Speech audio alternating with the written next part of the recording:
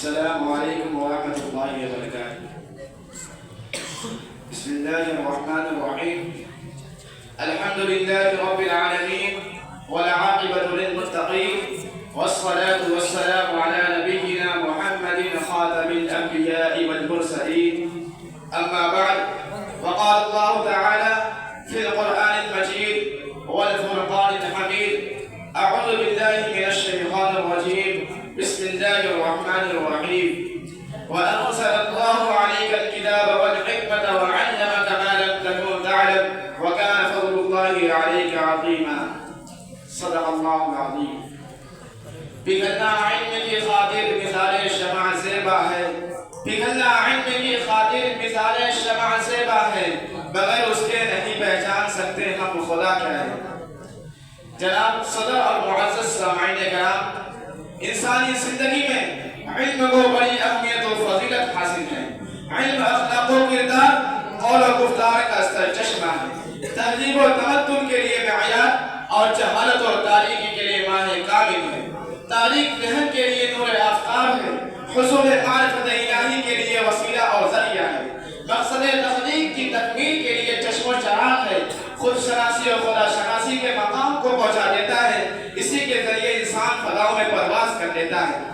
برادران ملت بیدار، انسان جس کو اشرف المخلوقات کہا گیا، اس کی کامیابی اور کامرانی کا انحصار اس بات پر ہے کہ وہ صحیح علم حاصل کرے، اس کی روشنی میں اپنی زندگی ڈھال لے۔ علم ہی وہ ماہ کامل ہے، علم ہی وہ نور آفتاب ہے، علم ہی وہ شمع ہے جس کی پرنور شعاعیں زمانے کی جہالت اور تاریکی کو زائد کرتی ہیں اور انسان کے تاریک ذہن کو روشن بنا دیتی ہیں، تنگ ذہن کو وسعت و کشادگی سے ہمکنار کرتی ہیں۔ علم ہی ایک ایسا بحر بیکرا ہے کہ اگر اس میں غوطہ لگایا جائے تو ایسے بیش بہا موتی و جواہر بھی دستیاب ہوں گے جس کا ہم تصور بھی نہیں کر سکتے۔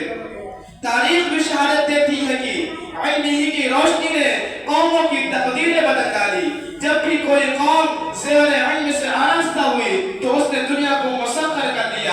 اس سینہ گیتی پر بڑی بڑی شخصیات نے عظیم الشان امور انجام دیے ہیں، سورج کی شعاعوں کو گرفتار، چاند کو مسخر، ستاروں پر کمندیں ڈالی ہیں، فقہ دانی میں اہم رول ادا کیے ہیں، حکمت و دانشوری کے دفاتر تیار کیے ہیں۔ یہی نہیں بلکہ زمانہ اس کے آگے ہاتھ باندھے کھڑا ہے۔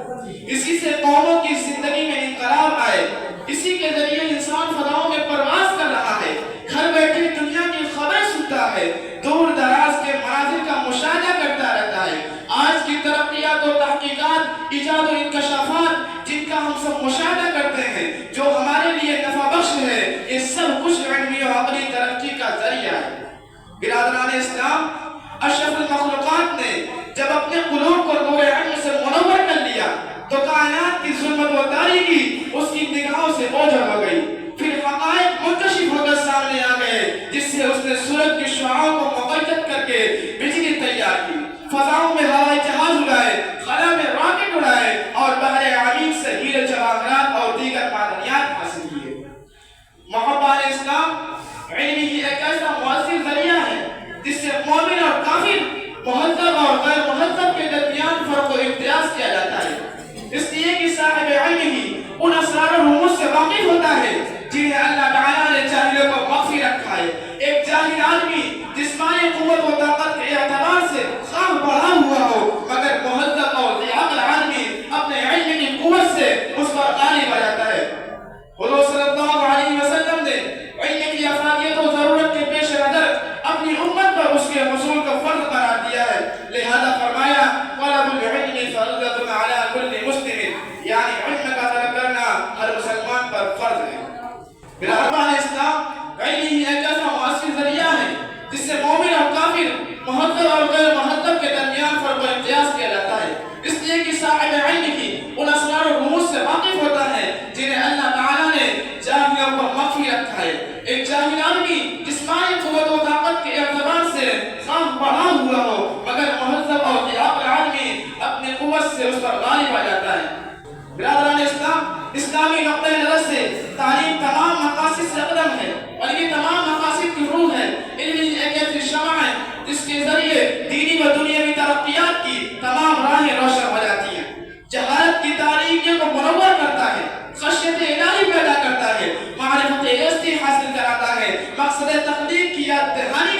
ہے. المرض علم کا مقام و مرتبہ اسلام میں کتنا بلند ہے اس کا اندازہ کلام الہی اور احادیث نبی سے لگایا جا سکتا ہے. ارشاد ربانی ہے وانزل اللہ علیک الکتاب والحکمت وعلمک ما لم تکن تعلم وکان فضل اللہ علیک عظیما.